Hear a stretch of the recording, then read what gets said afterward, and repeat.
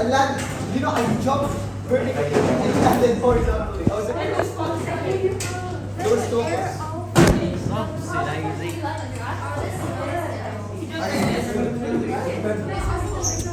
Both of us bumped each other.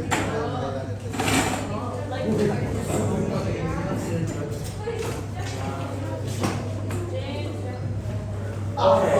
Right, everyone, yeah, please return to your seat. What do you have? I think it's this. Yeah. Right, so yeah, you may open the window. Okay. So can you all return to your seat? So everyone. Okay. So last time we stopped at the drawing of Lewis structure. Okay. So we will pick up from there. Okay. And we mentioned that there are two exceptions to octet rule. Okay. So there are some that will have incomplete octets, like these ones. I draw a red box around, and then there will be some with expanded octet. Okay. And then we will look at these molecules in detail today, okay, and also discuss the molecular shape. But first, let me turn over a new page here. And okay, right, I'll put some notes on incomplete octet species. Okay, so right. Oh, and we will have the test on organic chem next week. Next week. Organic chem. And I downloaded the answer key. I downloaded the answer key to the two organic versions of the glucan. Okay, so organic quiz next week. So we revise for naming, revise for fossil fuel, the fractional distillation, and also the names of those fractions. Okay, so there will be naming and questions on the fossil fuel in that test next week. Okay, I think everybody knows that we have some tests on organic chem now. Okay, so we have incomplete octet species. Right, so can you put this down? So these are covalent compounds. Right, so put this on the note. Covalent compounds of beryllium, boron, and aluminium. For example, we have BeCl2, Bf3, AlCl3. Okay, so these are covalent compounds of beryllium, boron, and aluminium. So what's so special about these elements is that they are like group 2 and 3 elements. So group 2 and 3 elements, okay, or I call them group 2 and 3 compounds, okay, because you have the group 2 and 3 elements in here, and they form these compounds that will violate octet rule. Okay, let's see why. When we draw them out, you'll know why they violate octet rule. So this is BeCl2, okay, and then we have Bf3 down at the bottom, and then AlCl3. So which of these atoms here, okay, are violating octet rule? So is it beryllium or is it chlorine in the first example? It's beryllium. Because beryllium, just a reminder, okay, what are these things that we draw on the side of the atom? Do we call them bonding pair or non-bonding pair? Non-bonding pair. Non-bonding pair. Only those bonds and electrons found between atoms do we call them bond pairs. Okay, so a quick review here. We have the bonding pair, and then we have the non-bonding pair on the side. Okay, yeah, I'll add this back. Okay, so there should be non-bonding pairs around the atoms. They are not involved in the bond. That's why we call them non-bonding pairs. And then there are bonding pairs in blue. Okay, so by inspecting these electrons around the atoms, which of the atom in beryllium chloride is violating octet rule again? is beryllium because there are only how many electrons around beryllium right now? 4. 4. 4 is not 8, right? Yes. Yeah, not 8 means it's not stable. Okay, so beryllium normally should be stable, but yet it formed this compound called beryllium chloride. So can you circle beryllium and write down there are only 4 electrons around beryllium. So what? So it violates octet rule. Okay, so it violates octet rule. But yet, this molecule, beryllium chloride, exists. So we say it's an exception to octet rule.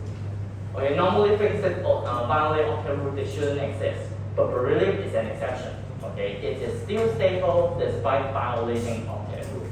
Okay? Sir, Yes. beryllium is a metal, right? Beryllium is a metal. So it's not an ionic compound. Oh, right, that's a good question. Okay, so the line between ionic and covalent compound is kind of blurry for beryllium chloride and boron trifluoride and also aluminum chloride. So at first glance, you may think that they are ionic compounds because there's a metal and there's a non-metal, right? But in reality, they are covalent compounds. Okay, but that's a good spot. Okay, so put this down. So although, okay, beryllium chloride, boron trifluoride, and aluminum chloride all contain a metal and non-metal, they are actually covalent. Okay, so metal and non-metal, they are covalent because of something you will learn in the later part. Okay, it's called electronegativity. So they are actually covalent molecules. So they are actually covalent molecules. Because these atoms, they are like found further to the right hand side. Okay, so you know, like beryllium, where is beryllium found? So lithium is here, beryllium is here, boron, carbon, nitrogen, oxygen, fluorine. And then you have sodium, magnesium, aluminum, silicon, etc. Okay, BSCl. Just look at boron and fluorine, look at the position. They're closer compared to Li and F, right? So when Li and F forms a bond, we say it's mostly ionic. But when B and F forms a bond, okay, so forms a molecule, the molecule will be less ionic and more covalent. Okay, yeah, so you can put this down. Yeah, this will get answered in a later part. So let me just put this in here. What compounds are really ionic? Like LiF. LiF is ionic because they are very far apart on the periodic table. So LiF is ionic because the atoms are far apart. As you know, elements found on the left, we call them metals, right? And elements on the right, we call them non-metals, right? Like these things here. So the line between metals and non-metals blur, okay, as you move across the periodic table. You see, as you move across the periodic table, we say the element becomes less metallic and more non-metallic, right? As you go from left to right. You can see the element changing from mostly metal to mostly non-metal, right? But there's not like a clear-cut line in between that, you know, set apart the metals and non-metals. Which is why the line between ionic and covalent compound is also not that, you know, sharp, okay? There is not a very clear boundary. So can you put down BF3 is covalent because the atoms are closer together on the periodic table. Okay, so on the periodic table, so atoms are closer on the periodic table, so they are more covalent. Okay, so similarly here, when you look at Be and Cl, they are closer together compared to Na and Cl. So look at Be and Cl. Be and Cl is this far, Na and Cl is this far. So we say the further apart the atoms, the more ionic it is. Okay, so yeah, in case you wonder why is NaCl ionic, so I write it down. So you have ionic versus covalent. So ionic compounds are things like NaF. You see NaF is pretty far apart. Just look at the distance between them. NaCl is also pretty far apart. Okay, but then there are covalent compounds like BeCl2. Okay, so BeCl2 they are closer, you see, than NaCl, and then you have BF3, things like that. Okay, but nevertheless, you just have to remember these three exceptions. Okay, Sure. yes. So the electronegativity difference determines if they're ionic or covalent. Whether they are ionic or covalent. Yes. The further apart the atoms, the greater the electronegativity difference. Okay, so I'll introduce to you electronegativity difference over here first. Okay, so what is electronegativity? So from this point onward, I will call it EN. You need to first remember the definition. It is the ability of an atom to attract electron in a bond. Okay, so it's like a measure of how strong a player is in tug of war game. Imagine two atoms as like the participants in a tug of war game. So two atoms, so you can see these two persons here. Okay, and these two persons in here. So they are like a holding on like a rope of some sort. Okay, and there's like a towel in the middle. Yeah, and then we have two atoms in here, A and B. They will also exert attraction on the electrons, okay, in between them. So you can compare the atoms to like the players. So atoms are like the players in a tug of war game. What about the towel? Okay, the towel represents the electrons, the bonding electrons. So bonding electrons. So sometimes the two players, they are neck and neck, okay, and then they pull on the rope with equal strength. In that case, the towel will sit right between the two atoms. So let me finish this definition first. It's the ability of an atom to attract electron in a bond. In other words, bonding electron. Okay, so electrons in a bond, or you can just call it bonding electron. The more strongly an atom attracts the electron, the higher the electronegativity. Okay, so for this time, the more strongly an atom attracts electron in a bond, okay, so attracts the bonding electron, we say the higher the electronegativity. So the higher the En.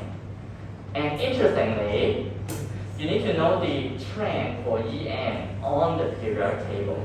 So what do we call horizontal rows on the periodic table? Group 1. Horizontal rows. Row 1, row 2, we call them period. So when we go across the period, interestingly, the electronegativity increases. That means the player gets stronger and stronger, okay, when you go across the period. Okay, but that electronegativity increases across the period. So when you see like us looking from left to right, we say we are going across any period.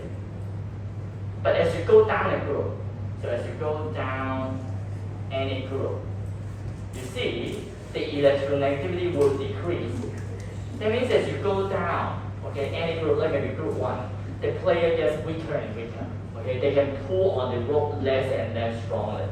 So to show you what this table really means, okay, let me give you two examples here. Okay, we have HCl and NaCl. Okay, and let me show you the electronegativity scale.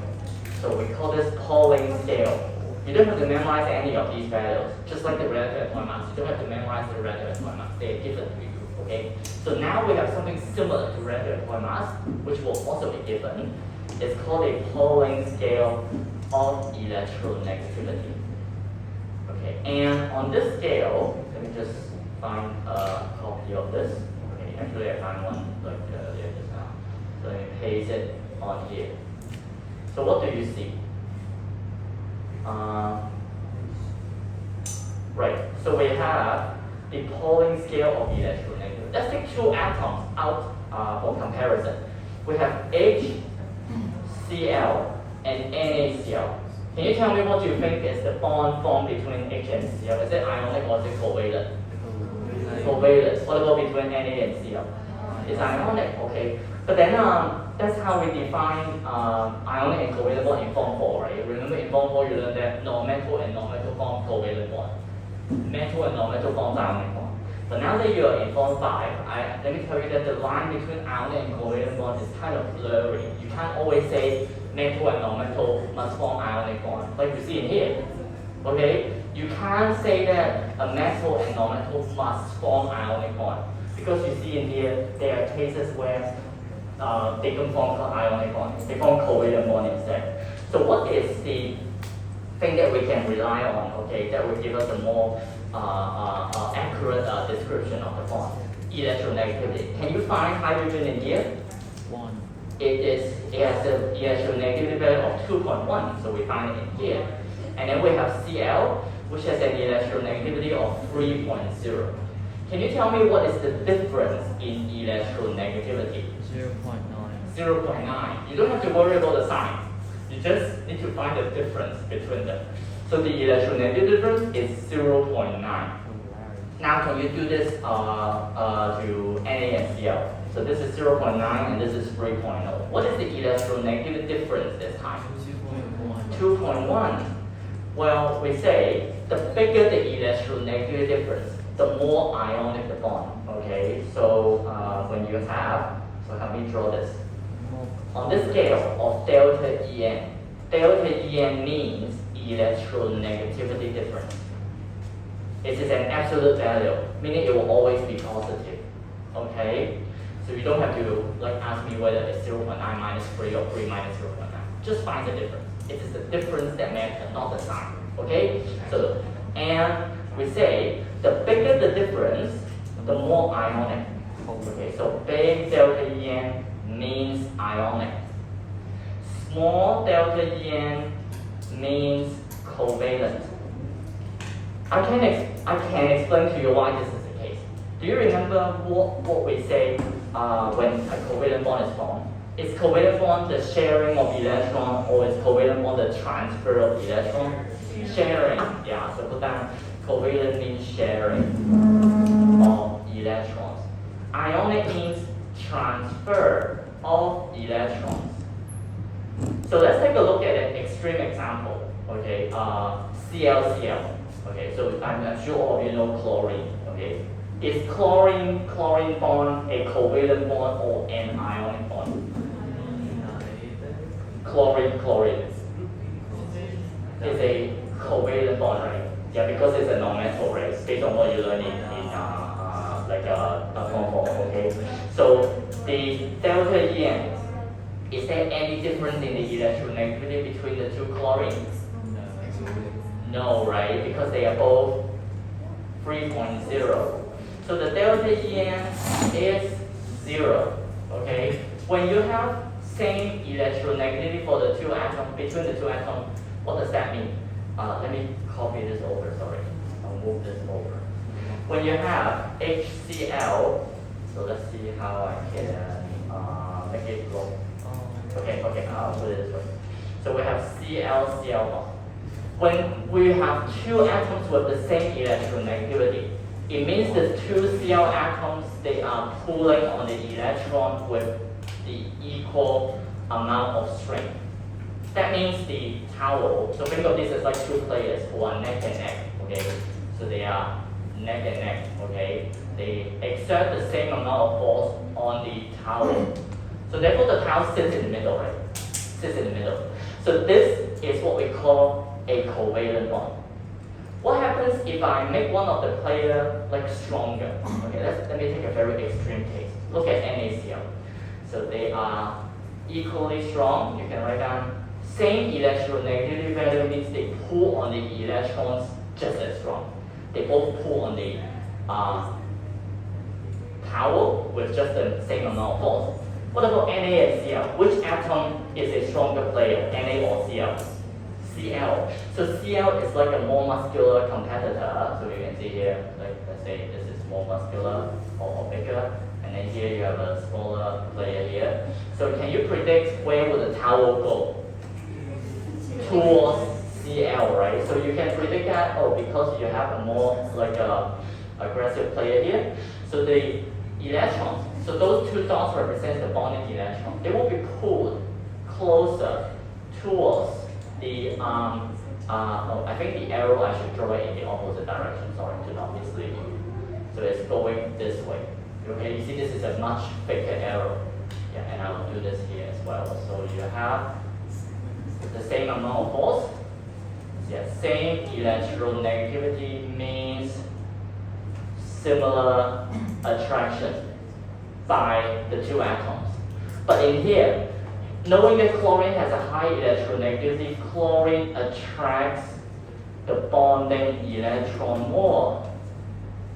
So it attracts the bonding electron more. So much so that it's stolen from Na. And what does that mean? If I take one electron from you, what does it mean? It means you have lost an electron, right? If I'm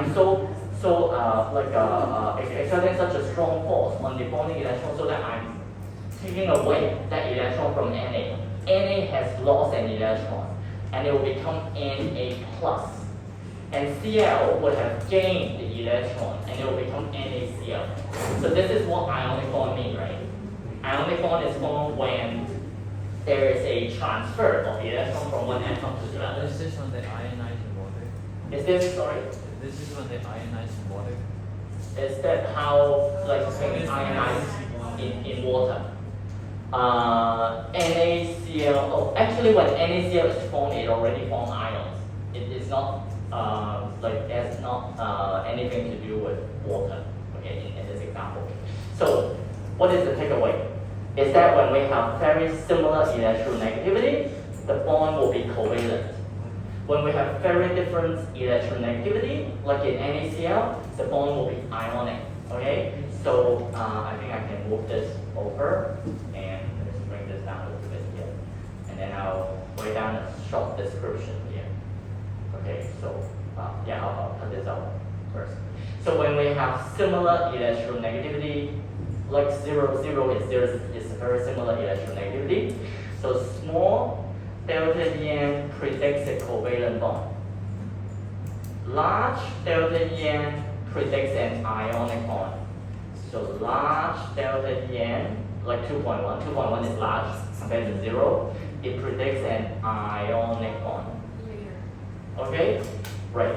So just look at the trend in here. Can you all see that when we go from left to right, what happens to the value? Take a close look at the value. Does the value grow larger or smaller when we go from left to right? Larger. So this is what I meant here. As you go across the period, the n increases, you see. What about when we go down, any group? Let's take group 1 as an example. When we go down, it grows smaller. Okay, so this is what you need to remember. The exact value you don't have to remember. But the trend, you need to remember. The electronegative trend. Is that clear? Okay, so that's the electronegativity. Okay, what about back here? It is the atom B that is violating octet rule and Al. Okay, so how do they violate octet rule? They have only 6. Okay, so there are only 6 electrons around B and Al. So therefore they violate octet rule. But yet these molecules, they exist. So these are the 3 exceptions that you must remember. BF3, AlCl3, and BeCl2. Okay, they are called incomplete octet species. Okay, do you know why they are called incomplete octet species now? Because they don't have 8 electrons in the outermost shell. Okay, beryllium, there are only 4. Like boron and aluminum, there are only 6. Okay, so to make it more clear, I can actually draw this diagram out for you. Okay, so we have something like this. Yeah, so you have this one here is B. This one here is BeCl2. This here is BF3. And then we have AlCl3. When you show the electrons, okay, you will find that it is the central atom that do not obey octet rule. Okay, so you have dot cross, dot cross, dot cross.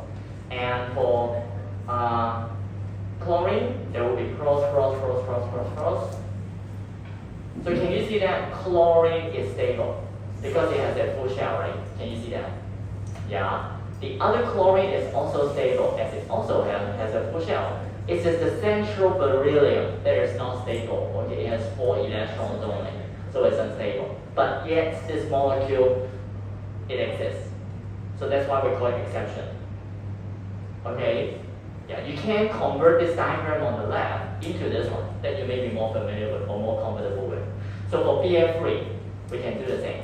So we have 7 electrons for each fluorine. These things I draw in yellow, they are called the non-bonding pairs. Okay, so right now when you look at this diagram, tell me which atom does not have a complete octet. Boron, yeah, okay, but yet this molecule exists, even though boron violates octet rules. Okay, so same thing for aluminum chloride. So any question on this page first? No. No. Okay, so now we move on to a harder to understand exception. Okay, and that is expanded octet species. So this other group of exceptions. Okay, so we have, let me put this in here. Remember, we have 2 exceptions. We just discussed the incomplete octet species, BeCl2, BF3, AlCl3. There are other exceptions, okay, which we call the expanded octet species. Okay, on to the next page. Right, so here, draw a new topic here, a title here. So expanded octet species. These are usually compounds formed by late period free elements. Okay, so they are compounds formed by late period free elements. For example, phosphorus, nitrogen, sulfur. I mean phosphorus, sulfur, and chlorine, not nitrogen. Yeah, let me show you period free. You all should know where period free is on the periodic table. It's the 3rd row, counted from the top. So we have period 1, period 2, and here, this is where you find period 3. What are late period 3 elements? These ones. You have P, S, Cl. These are called late period 3 elements. Okay? All the non-metals? Yeah, only the non-metals. Because metals, they do not generally form molecules, as metals have very low electronegativity. When metals have low electronegativity, it usually means there will be a big difference in electronegativity. And that usually means you get ionic compound. But for non-metals, okay, they tend to form covalent compounds. So can you put down a few examples? So we have PCl5, SF6, okay, and ClF3, for example. Okay, but I think this is too complicated for your level. Okay, so just put down PCl5 and SF6. So draw it first. Okay, so you have P. You need to be able to understand these structures. Okay, so let me explain. When you see a wedge shape, it means it's sticking out of the paper. It's pointing out at you. This is a 3D representation. You have to treat it like one. So the wedge shape means it's pointing out of the paper and your eyes. Okay, it's pointing in your eyes. The dashed line means it's pointing into the paper. So pointing into the paper. Okay, going in. And I'll show you a model. I know it's very difficult to picture, right? And these normal line means they are lying on the paper. Okay, lying on the paper. Okay, I know all of you look very confused right now, which is why here I have a simulation. Okay, so you can access this online. It's free. Okay, you can find it online. So we have it's called PhET simulation. Okay, so when you look at, let me go back to real molecule here. So do I have we have PCl5. So this is PCl5. Let me rearrange it so that it looks like the model I drew just now. Do you see what I mean? I didn't bring the slide today, but you can see this atom is pointing away from you, right? This one here. This atom is pointing towards you, right? And then these 3 are lying on the screen. Yeah, so that this is the same molecule as the one we just saw. Let me rearrange it more properly. Okay, and then now you have. Yeah. Do you get it now? Yeah. Okay. So and don't worry, you won't be asked to draw 3D molecule, which is why you will just have to make sense of that drawing I just drew. So let me put this in here. Okay. Okay, so I think it just started. Okay, so we have, this is PCl5, phosphorus pentachloride, which you need to know how to name. Right, yeah, so we have phosphorus pentachloride. And then what about SF6? Okay, let me draw it for you and see if you can picture it before I show you the model. We have 6 bonds, a whopping 6 bonds around sulfur. And then you have, by the way, this is the gas I'll show you in the makeup class, where there's a person putting an aluminum foil into into a gas tank. Oh, seems like you have forgotten about this already. Sulfur hexafluoride. This is the gas that will make your voice sound hoarse. Like Morgan. This simulation, this is the experiment. There is a gas. Yeah, if you pay close attention, you can see that this gas can says SF6. Yeah, but it's too small. But yeah, it's written in indeed. Because it's very dense. It's just like when you pour water into a tester and you pour oil on it. Yeah, the boat here is like oil. The gas here is like water. Yeah, it's the same thing. So you see, it looks like a magic trick, right? Actually, there is a gas inside, which is very, very heavy, much heavier than So I air. thought it was just simulation something. Yes? I was just simulating your simulation. Oh, this is not a simulation. This is real. Oh, you simulating water software. Yes. I don't know yet.